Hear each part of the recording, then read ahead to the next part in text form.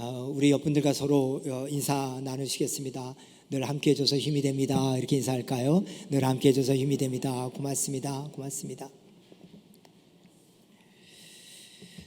제가 개인적으로 좋아하는 학자가 있는데 레너드 스윗이라고 신학자이기도 하고 또 미래학자이기도 있는데 이분의 책이 우리나라에도 여러 권 번역되어 와 있습니다. 근데 이분이 책에서나 강연에서 강조하는 것이 카우와 버팔로에 관한 얘기인데, 그림에 보시는 것처럼 카우는 우리가 볼 때 젖소라든가 아니면 일반적인 소를 얘기하는 거고, 버팔로는 물소라든가 들소 이렇게 얘기할 수 있겠죠. 근데 이 두 소가 광풍이 몰아칠 때 반응이 다르다는 겁니다. 광풍이 몰아칠 때 카우는 광풍을 피해서 계속 도망간다는 거죠. 그런데 버팔로는 광풍의 핵을 향해서 달려든다는 겁니다. 그래서 그 결과가 어떻게 되냐? 광풍을 피해서 도망간 많은 카우들은 죽음을 당하는데 버팔로는 그 광풍 속에서도 전부 다 서바이벌 한다는 것입니다. 그러면서 이 레너드 스윗이 하는 얘기가 뭐냐면은 우리들의 삶에도 카우 같은 신자들이 있고 버팔로 같은 신자들이 있고 또 카우 같은 교회가 있고 버팔로 같은 교회가 있다는 것입니다.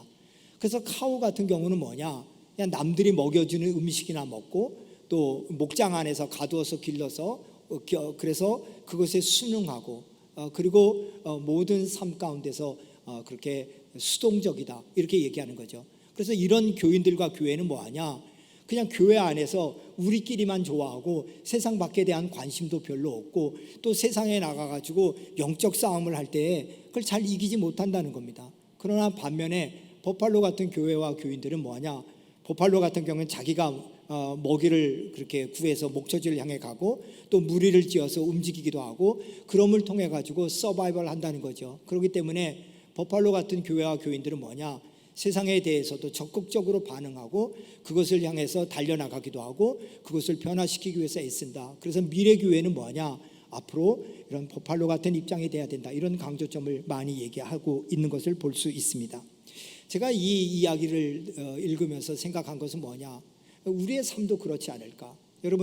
여러분과 저의 삶 속에서도 항상 우리를 향해서 광풍이 몰아올 때가 있죠. 시련이 몰려치고 고난 가운데 있을 때가 있는데 그때 그것을 피해서 도망가다가 그러다가 나중엔 더 도망가지 못하고 주저앉아 버리는 사람이 있는가 하면은 그 시련을 향해서 맞닥뜨려 나가면서 그러면서 그것을 이겨나가는 사람이 있죠. 여기서 중요한 게 뭡니까? 시선이라는 겁니다. 다시 말해서 시련이라는 것이 왔을 때 그것을 피하고 도망가느냐 아니면 그것을 마주 보면서 정말로 하나님을 바라보며 나가면서 싸워 이길 수 있는가, 이것이 우리들의 관건이라는 것이죠.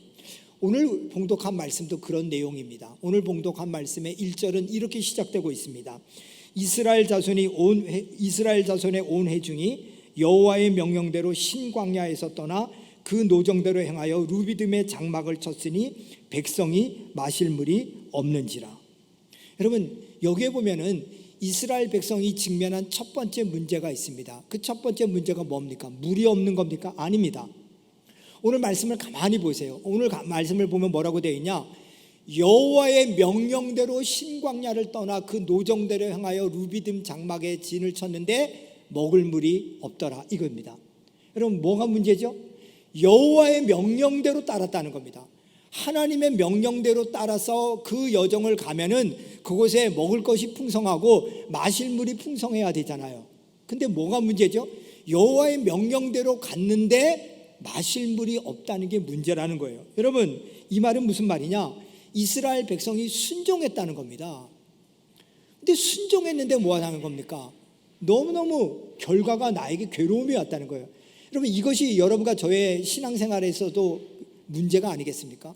하나님의 뜻대로 순종해 살면은 하나님께서 형통을 주셔야 되는데 그러지 못할 때가 있잖아요. 내가 예배도 열심히 드리고 주의 일도 열심히 하고 기도도 열심히 하고 헌신도 열심히 하는데 왜 나에게 이런 고난이 오는가?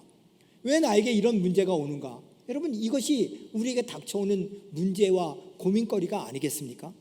그런데 이스라엘 백성들도 이것이 닥쳐왔습니다. 그러니까 무슨 문제가 생기냐? 2절 말씀해 보니까 백성이 모세와 다투어 이르되 우리에게 물을 주어 마시게 하라. 모세가 그들에게 이르되 너희가 어찌하여 나와 다투느냐?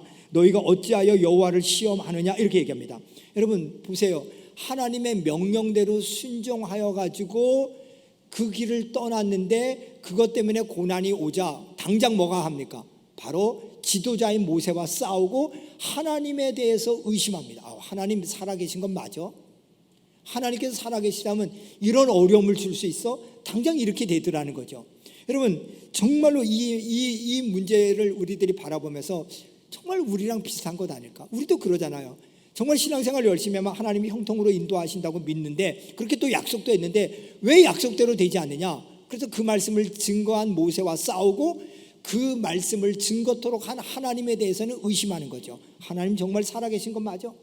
여러분 그렇게 싸움이 나오고 마음속에 하나님에 대한 의심이 벌어질 때 바로 그때에 오늘 말씀해 보니까 그때에 이렇게 됩니다. 아말렉이 침공해 옵니다.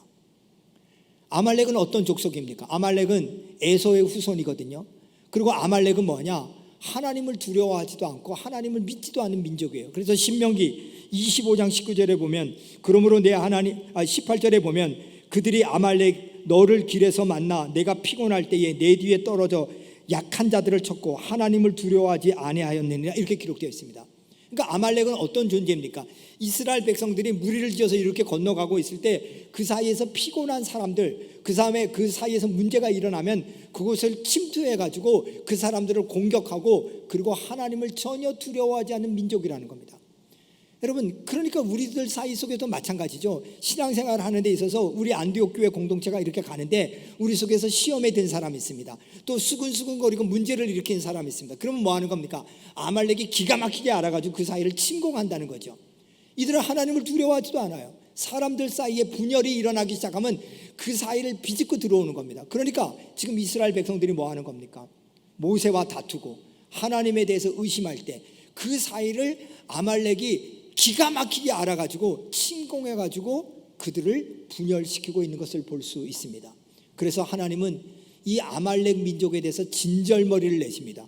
신명기 29장 19절에 보니까 그러므로 내 하나님 여호와께서 내게 주어 기업으로 얻게 하시는 땅에서 내 하나님 여호와께서 너로 사면에 있는 모든 대적을 벗어나게 하시고 내게 안식을 주실 때 너는 아말렉의 이름을 천하에 도말하리라. 하나님께서 뭐라 그럽니까? 너 아말렉의 이름은 하늘 아래에서 그 이름이 흔적도 없이 없애버려야 된다. 얼마나 하나님께서 아말렉에 대해서 진절머리를 내시면 이렇게까지 말씀하실까요? 심지어 오늘 말씀 14절에 보니까 내가 아말렉을 없이하여 천하에 기억도 못하게 하리라 이렇게 얘기할 정도로 아말렉에 대해서 하나님은 진노하고 계십니다. 왜냐? 아말렉은 바로 사탄의 상징이기 때문에 그렇습니다. 사탄이 그렇게 하는 거죠. 하나님을 두려워하지도 않고 하나님의 백성들을 분열시키고 분열이 일어난 곳에 들어가서 그들을 절망시키고 시험에 들게 만드는 그 족속이 바로 아말렉이라는 겁니다. 이 아말렉이 지금 이스라엘 백성들이 하나님의 말씀대로 순종해 갔는데도 물이 없어서 힘들어할 때 그때 모세와 싸우고 하나님에 대해 의심할 때 공격해 왔다는 겁니다.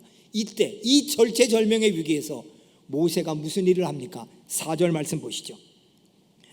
모세가 여호와께 부르짖어 이르되, 여러분 이게 굉장히 중요한 말입니다. 왜 중요한 얘기냐? 모세는 위기를 당했을 때 그 위기 상황을 바라본 것이 아니라 그 위기 상황을 해결할 수 있는 하나님께 시선을 두었다는 겁니다. 여러분 이것이 문제 해결에 굉장히 중요한 관점이거든요. 그래서 모세가 뭐 하는 겁니까? 11절에 보니까 모세가 손을 들면 이스라엘이 이기고 손을 내리면 아말렉이 이기더라. 여러분 모세는 그냥 기도한 것이 아니라 하나님 이 문제에 하나님이 간섭해 주셔야 합니다 하고 손을 들었다는 겁니다. 여러분 손을 들었다는 게 얼마나 중요한 의미냐면 성경에서 사람들이 손을 들고 기도한다는 건 뭐냐? 항복한다는 겁니다. 하나님 내가 하나님께 항복합니다. 전적으로 하나님을 의지합니다. 이게 손을 드는 것의 의미입니다.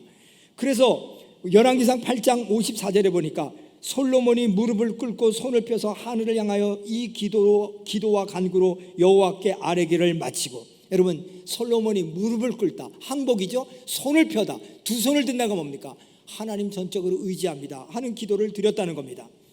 에스라 9장 5절 말씀에 보니까 저녁 제사를 드릴 때에 내가 근심 중에 일어나 속옷과 겉옷을 찢어 무릎을 꿇고 나의 하나님 여호와를 향하여 손을 들고 또 손을 들고 기도한다는 건 뭐예요? 하나님, 저는 하나님께 항복입니다. 내 힘 의지할 수 없습니다.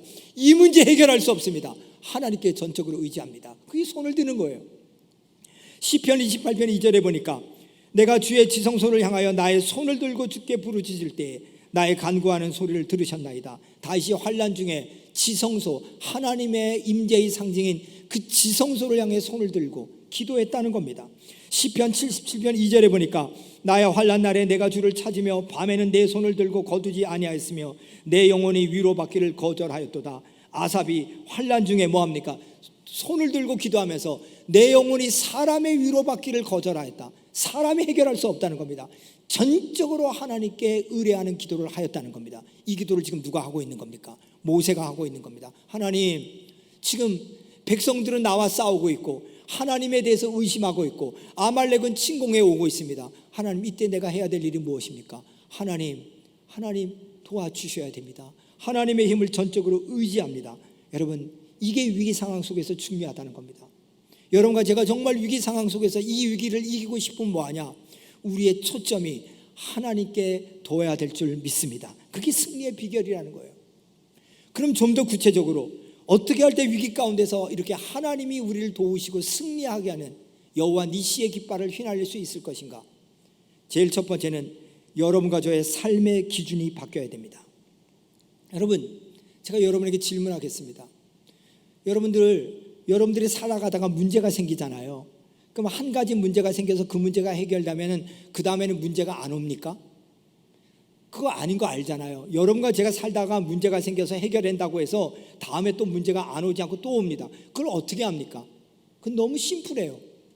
여러분과 제가 살아봤기 때문에 압니다. 여러분과 제가 지금까지 살아오면서 문제 하나가 생겨서 해결됐으면 영원히 문제가 안 오는 게 아니라 또 오는 것을 우리는 경험했습니다. 그래서 여러분에게 제가 질문하면 100의 100은 다 그렇게 대답할 겁니다. 문제가 또 오죠. 여러분, 그게 인생이에요. 이스라엘 백성들도 마찬가지예요. 이스라엘 백성들도요, 노예 생활을 할 때는요, 울고불고 난리가 났어요. 그래서 하나님이 뭐예요? 그들의 아픔을 보고 그들의 질고를 들으셨다, 그렇게 얘기했어요. 그래서 하나님께서 그들을 노예에서 해방시켜 주기로 했어요. 그래서 이스라엘 백성들은 뭐냐?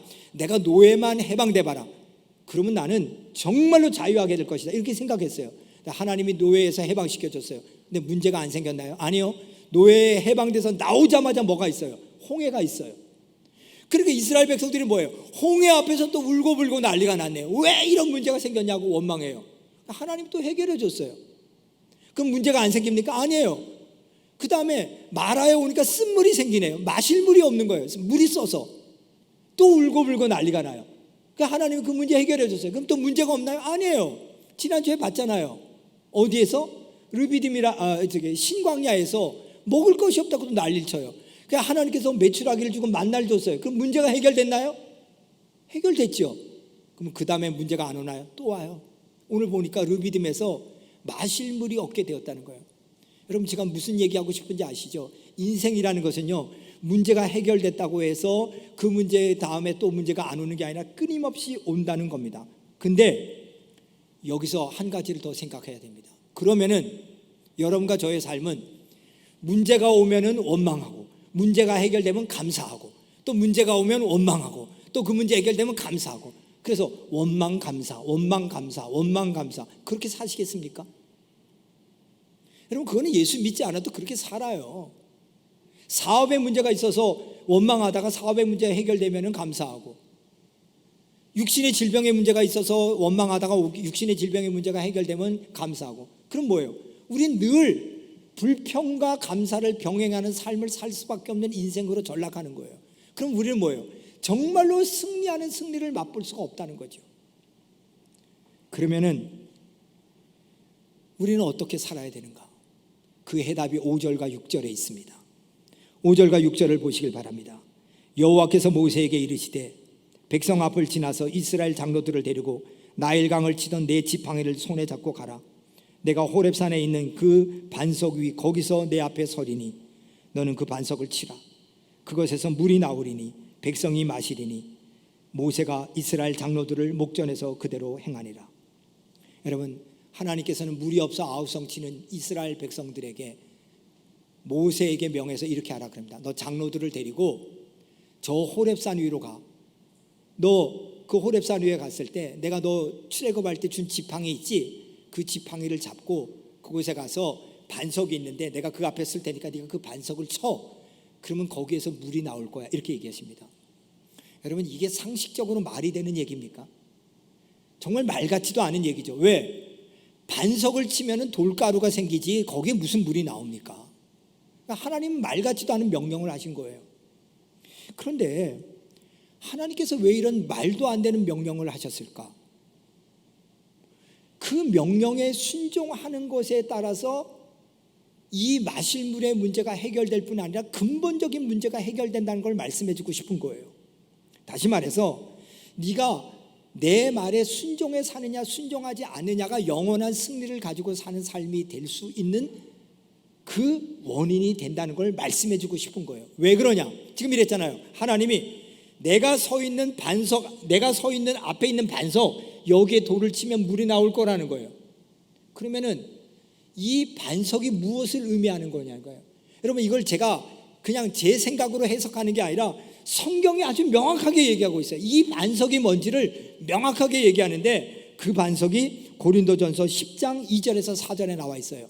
우리 조상들이 모세에게 속하여 다 구름과 바다에서 세례를 받고 홍해 건넌 걸 세례받은 거라고 얘기하죠.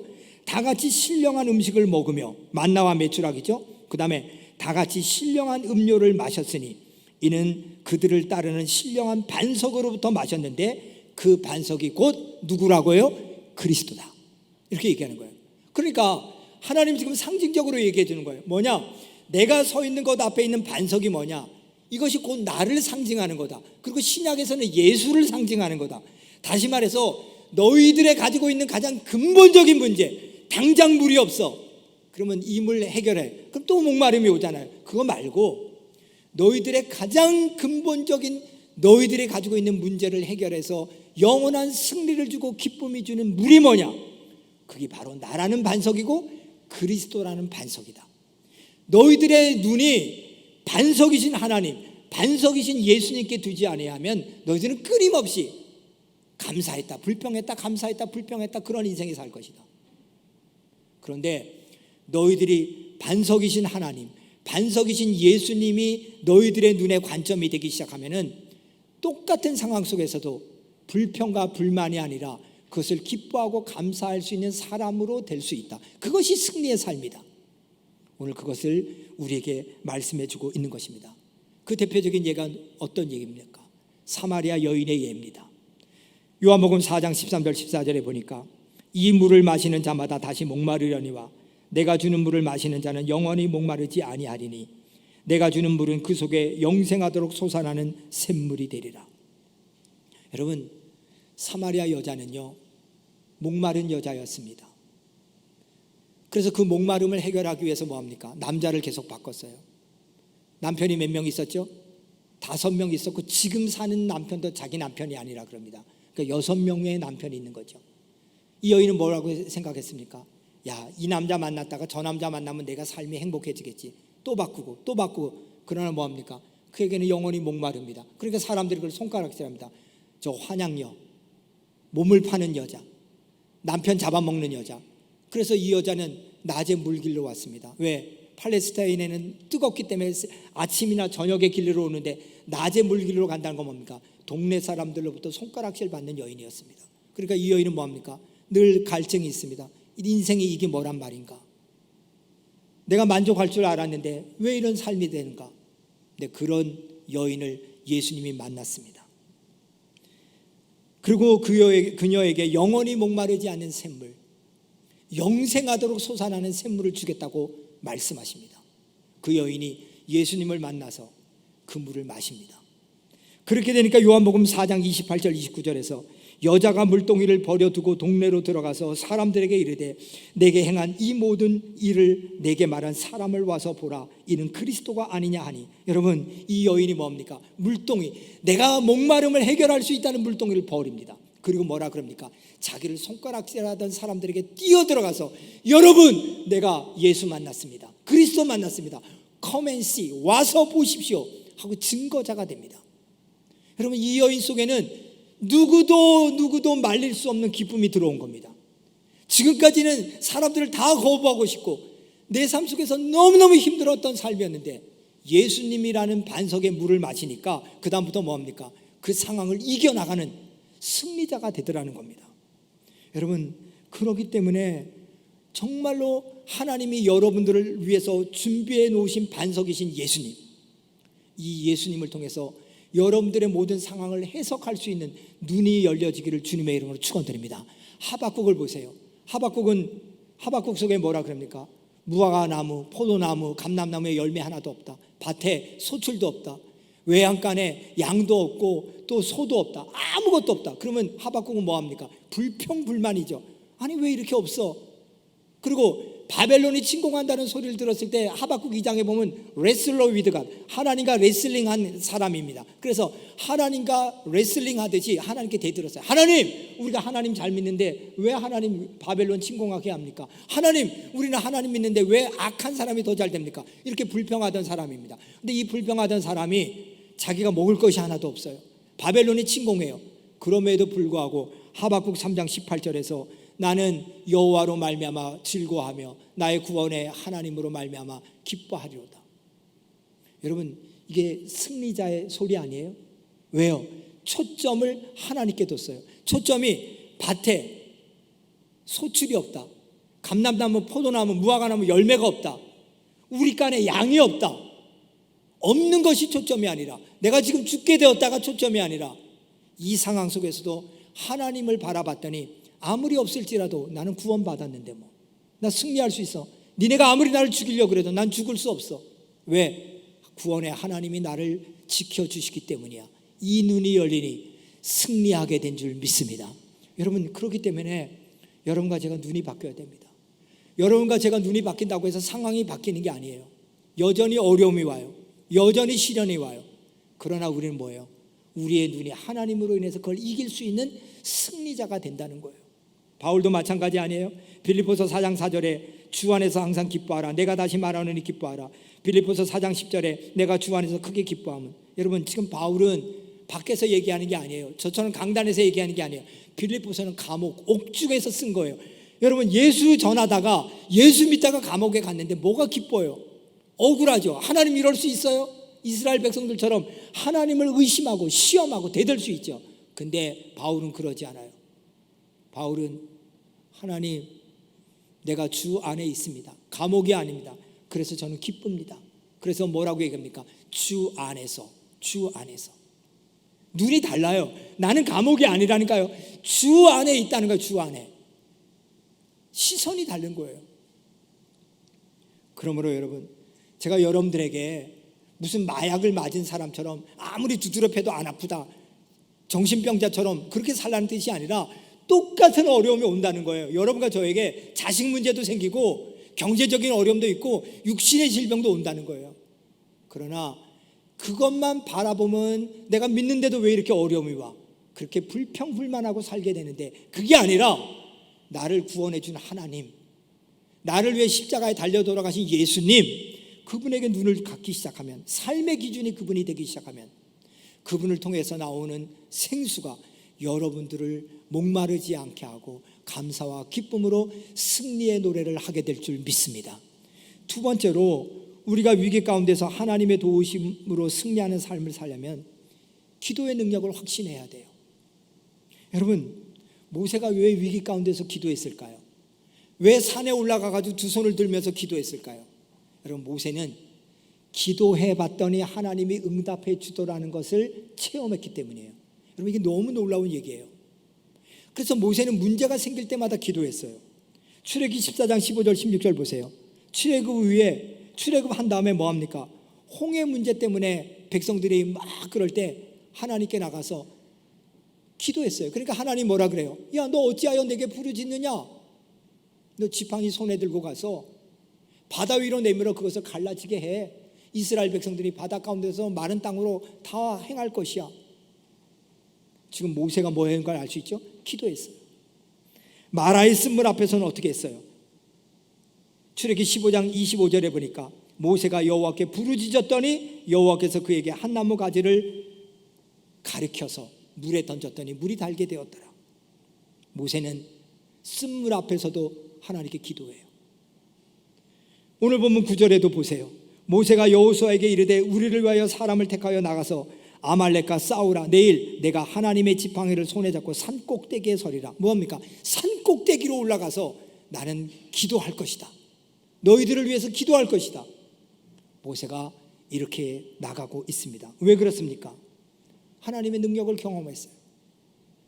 모세는 목자였어요. 그래서 지팡이를 가졌어요. 근데 그 지팡이는 뭐예요? 썩은 나무로 만든 죽은 지팡이잖아요. 근데 하나님께서 뭐라 그래요? 야, 니한테 있는 게 뭐야? 지팡이뿐이 없는데요. 야, 그거 내가 너와 함께 할게. 그러니까 뭐가 되는 거죠? 하나님의 지팡이가 돼요.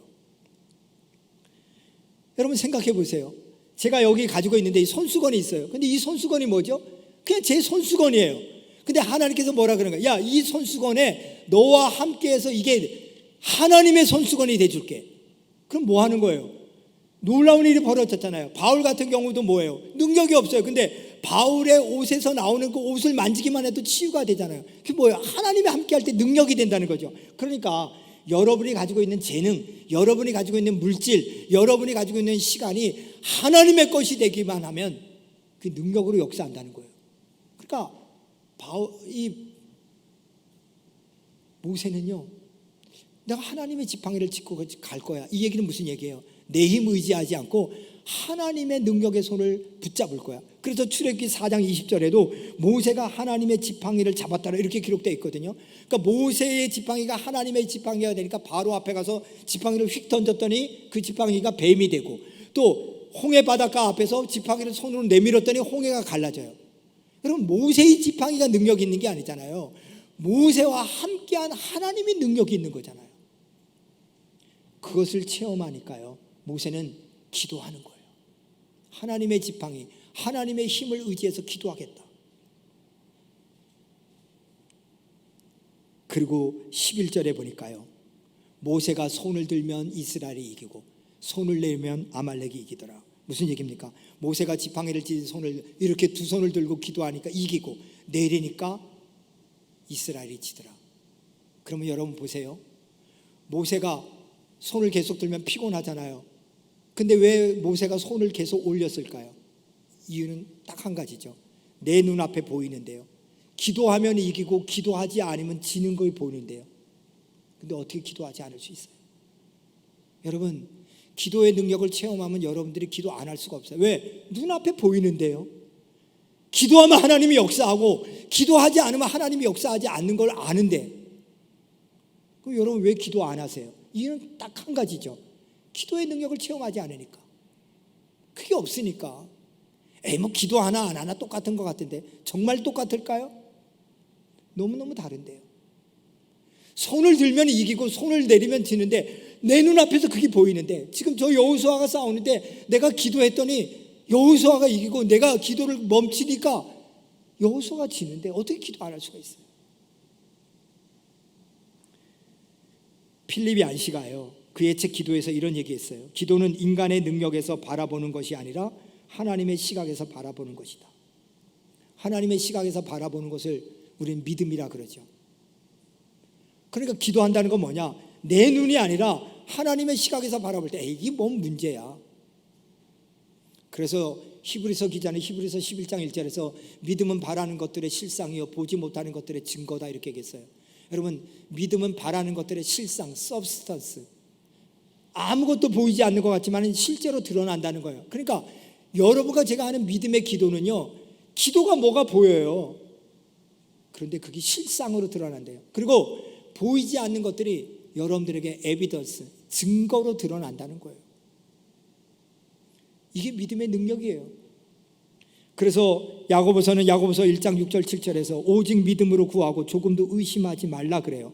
여러분, 믿음으로 구하고 의심하지 말라는 건 뭐예요? 하나님의 관점에서 바라보라는 거예요. 나는 할 수 없지만 하나님은 하실 수 있다. 이 기도가 모세를 여호와 니시 승리로 가져오게 한 줄 믿습니다. 그러므로 여러분, 기도의 능력을 믿고 믿음으로 기도하시기를 주님의 이름으로 축원드립니다. 정말로 정말로 여러분 간구합니다. 제가 30여 년 목회하면서 늘 느끼는 것 중에 하나는, 피가 터지게 얘기해도 여러분들이 하나님 앞에 정말 이걸 체험하지 못하면요, 기도할 수 없어요. 정말 만나지 않으면요. 그러므로 여러분, 정말 여러분들의 삶에 기도의 역사를 체험하는 놀라운 증거가 여러분들에게 정말 체험돼서 매 순간 기도로 이겨나가시기를 주님의 이름으로 축원드립니다. 마지막으로 우리가 위기 가운데서 하나님의 도우심으로 승리하는 삶을 살려면 함께하는 믿음의 동역자들이 필요합니다. 오늘 보면 12절 13절 보세요. 모세의 팔이 피곤함에 그들이 돌을 가져다가 모세의 아래에 놓아 그가 그 위에 앉게 하고 아론과 훌이 한 사람은 이쪽에서 한 사람은 저쪽에서 모세의 팔을 붙들어 올렸더니 그 손이 해가 지도록 내려오지 아니한지라. 여호수아가 칼날로 아말렉과 그 백성을 쳐서 무찌르니라. 여러분 한번 답해 보세요. 모세가 이렇게 손을 들고 있는데 왜 모세의 손이 내려왔죠? 이유는 딱 한 가지죠. 모세가 인간이기 때문에 그래요. 여러분 팔을 어떻게 계속 들고 있어요? 인간은 이렇게 못 들고 있어요. 피곤해서 내려올 수밖에 없어요. 그래서 아론과 훌이 양쪽에서 모세의 팔을 붙들어 준 거예요. 이걸 뭐라 그래요? 이걸 동역이라 그러는 거죠. 함께하는 것. 여러분 인간은 혼자 살 수 없는 존재예요. 하나님의 일도 혼자 할 수 없는 거예요. 그렇기 때문에 아무리 탁월한 지도자라 그래도요, 혼자 해서는 안 돼요. 혼자 하면 망해요. 여러분 혼자 했던 탁월한 지도자는 누구죠? 모세예요. 삼손이에요. 삼손은 망해버렸어요. 혼자 했던 위대한 지도자는 누구였죠? 엘리야였어요. 근데 엘리야가 망해버렸어요. 나만 열심히 특심하고 다 죽어버렸다 그랬어요. 그래서 죽여달라고 했어요. 그럴 때 하나님께서 로뎀나무 밑에서 죽여달라는 엘리야에게 구운 떡과 생수를 줬어요. 그 다음에 엘리야가 사라졌어요. 열왕기상 19장에 얘기한 엘리야가 열왕기 하 2장에 나와요. 그럼 그 사이에 인터벌에 뭐 했을까요? 여러분 마지막에 보니까 엘리야가요 베델로도 가고 요단으로도 가고 여리고도 가고 거기 가서 뭐합니까? 자기가 길러낸 생도들과 작별 인사해요. 무슨 얘기예요? 엘리야가요 그 사이에 하나님의 생도들을 길러낸 걸 볼 수 있어요. 동역의 원리예요. 아무리 다윗이 위대하다더라도요, 다윗과 함께한 사람이 없었으면 다윗은 다윗이 안 됐어요. 바울은 안 그래요? 바울도요 그와 함께한 동역자들이 너무 많았어요. 바울 혼자 한 게 아니에요. 로마서 16장에 보면 다음 그림을 한번 보세요. 저는 도표를 제가 그려놨는데 거기에 보면은 누가, 실라, 디모데, 디도, 아굴라, 브리스길라, 마가, 두기고 이런 동역자들이 있었고 또 스테바네라든가 소스데네라든가 또 부드나도라든가 이런 동역자들이 엄청나게 많은 동역자들이 바울과 함께하였기 때문에 바울의 하나님의 위대한 일을 감당할 수 있었다는 거예요. 여러분 우리의 인생도 혼자 할 수 없는 거잖아요. 왜 가족이 그렇게 소중합니까? 가족이 위기 가운데 함께 해주는 힘이 되기 때문에 그래요. 교회는 뭐예요? 하나님의 가족이잖아요. 에베소 2장 19절 22절에 보면 그러므로 이제부터 너희는 외인도 아니고 나그네도 아니고 오직 성도들과 동일한 시민이요 하나님의 권속 오이케이오스 가족이라. 그의 안에서 건물마다 서로 연결하여 주 안에서 성전이 되어가고 너희도 성령 안에서 하나님이 거하실 처소가 되기 위하여 그리스도 예수 안에서 함께 지어져 가느니라. 여러분과 저는 하나님의 가족이 돼요. 근데 가족을 어떻게 표현했냐? 예수님이 머리고 이 몸이 교회인데 이 교회에 여러분과 저는 지체라는 거예요. 다 연결되어 있다는 거예요. 그러니까 동역해야 돼요. 여러분 생각해 보세요. 엄지가 잘난 채 내가 최고야 그랬는데 그래? 너 잘났으니까 너 혼자 해봐 하고 엄지를 잘라버리세요. 우리의 몸에서 띄어져 버리게 하면 그 엄지는 뭐예요? 아무 소용이 없어요.